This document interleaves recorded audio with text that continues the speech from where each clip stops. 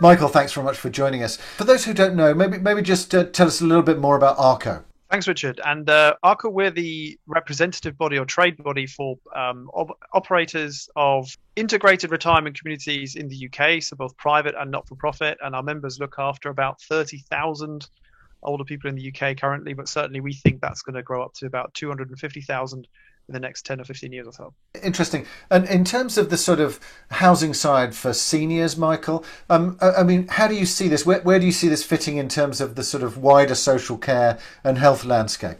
Do you know what, Richard? It's interesting that if you look at anywhere in the world, really, and I think this was really interesting in the Bonnard report recently, that it confirmed some of those figures from France and from Germany, but you can see it in Asian countries as well, Australia and New Zealand, that developing those options that sit between care at home and care in a care home, we see a huge trend towards that everywhere in the world. And I think that was already happening before the pandemic, but I think the pandemic then also showed that care homes found it quite difficult to manage a very frail population of older people. They did a very good job in many ways of keeping that population safe and secure during the pandemic, but the shift towards the higher acuity for care homes is happening across the world, and that's really left a level of acuity below the care home where people might need some support, they might need some care services because they're living longer but not necessarily healthier for longer. So that trend of getting housing options that provide some care and support options that can flex up or down, we're seeing that the world over, and we would expect that to be a really significant part of the health and social care landscape pretty much anywhere you go.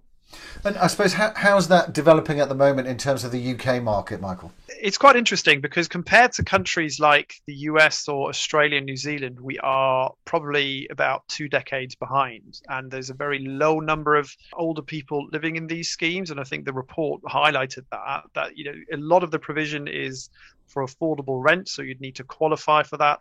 But what we're really seeing is big institutional investment coming in from all sorts of countries, with the interest of hitting that baby boomer generation who will live longer. I think the average life expectancy 30 years ago was mid 70s. It's now 82, 83. So you have a huge generation of older people coming through the system. The first baby boomer turned 75 this year, so they're only just really entering that target market. And we're really seeing that in the UK, it's a huge opportunity because of that massive under provision that we're looking at. In terms of the outlook for the sector, what are you seeing at the moment? I mean, how do you see this moving forward? You see, one of the aspects that you see in most other countries with a mature market of this kind is that sector-specific regulation and policy has emerged, and we don't have that in the UK. But if you look at the 2003 Retirement Villages Act in New Zealand, everyone agrees that that was the catalyst for this market moving forward and developing and becoming an institutionalized asset class over there. The same happened in Australia. And that's something that we're very much working towards. I would say that the vast majority of investment in this sector is already going into those operational models of real estate where you're running care services, support services, leisure services, wellbeing services all on the same site.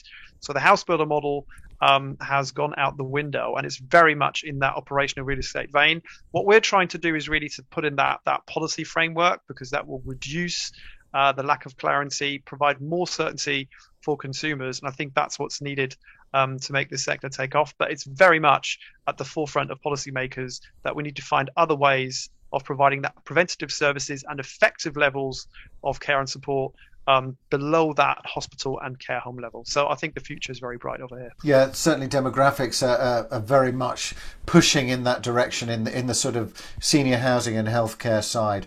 Thanks very much for joining us, Michael. Thank you very much, Richard.